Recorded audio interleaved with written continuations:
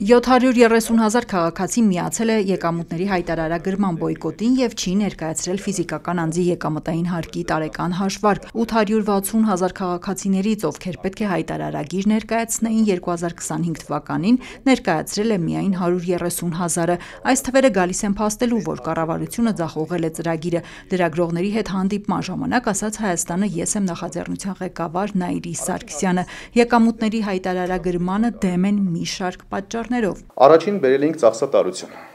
Ըստ աղքատության վերին շեմի 42%-ից ավելի աղքատություն ունեցող երկրում տարեկան մոտավորապես 50,000 դրամ միայն եկամտային հարկի հաշվարկ ներկայացնելու համար լրացուցիչ ծախս պետք է կատարվեր։ Դրանքի վաճառքի դեպքում բոլոր դեպքերում 20% հավելյալ հարկ էր առաջանում։ Սա պետք է հիշել, որ օրենքով որևէ իրավական ակտով տվյալ գործարքներից հարկ ընդհանրապես չի առաջանում։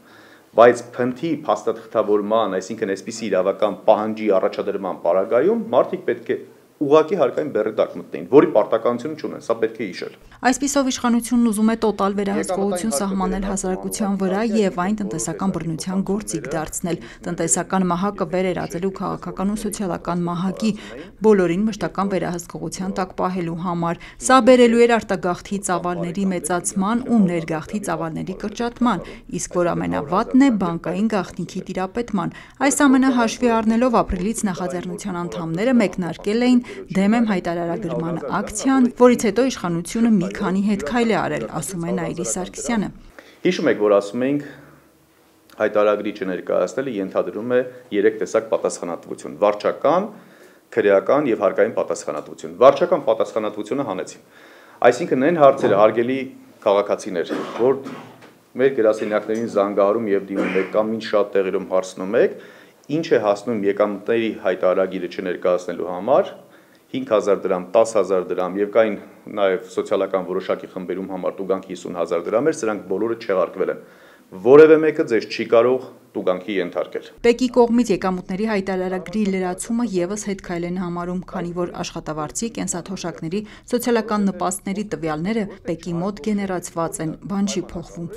Սա զուտ հետքայլ է քողարկելու համար է, ասում է նա։ Հետաձգվել է նաեւ լրացման վերջնաժամկետը, ինչ վերաբերում է մինչեւ 300,000 դրամ փոխանցումներին, ապա ըստ պատկերացումների դրանք չեն հարկվելու, մինչդեռ իրավական ձևակերպումն այլ բանի մասին է հուշում։ Գիշեք 300,000-ի վերաբերյալ, որ խոսում էր Հայաստանի Հանրապետության վարչապետը, ասում էր 300,000 դրամ մինչև չի հայտարարագրվում, մարդկանց մոտ տպավորություն էր ստեղծվել, որ չի հարկվում, այնինչ դա հարկվում է եւ փաստորեն շարունակել են նույն մանիպուլյացիան, որ կառավարությանը լիազորում են, կլինի 300,000, 500 թե 1 միլիոն հետագան ցույց կտա, բայց ամեն դեպքում ոչ թե սիրելի ժողովուրդ, ոչ թե խոսքը վերաբերվում է չհարկվելուն, այլ խոսքը վերաբերվում է չհայտարարագրելուն։ Եկամուտները չեն հարկվում, բայց փաստորեն նվազեցվող եկամուտները չեն հարկվում։ Ինչպես պետք է դրանք ունենան։ Պետք է փոխառության պայմանագիր կնքվեն կամ նվիրատվության պայմանագիր։ Զավակը ծնողին փոխանցում է 100,000 դրամ, որոշակի ամսվա համար, չգիտեմ, որոշակի ծախսեր սպասարկելու համար, փաստորեն պետք է զավակը եւ ծնողը միմյանց մեջ կնքեն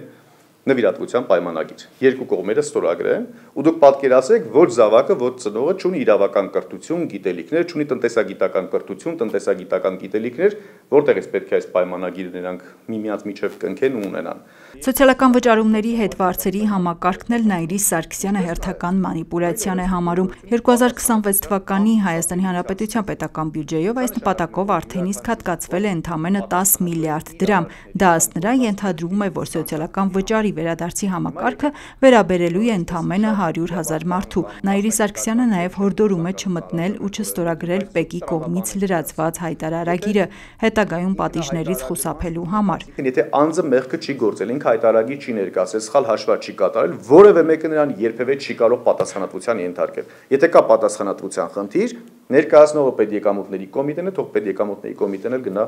պատասխանատվության ենթարկվի։ Եվ հարկային սկզբունքների այսպես 14 սկզբունք գոյություն ունի, որի հիման վրա որ հարկային հարաբերությունները կարգավորվում են Հայաստանի Հանրապետությունում, 14 սկզբունքների մոտավորապես կեսը խախտվել է այս իրավական ակտի ընդունմամբ։ Ներկայացվածի հիմքով Նաիրի Սարգսյանը կոչ արեց իշխանություններին չեղարկել հայտարարագրման համակարգը եւ նորը ստեղծել։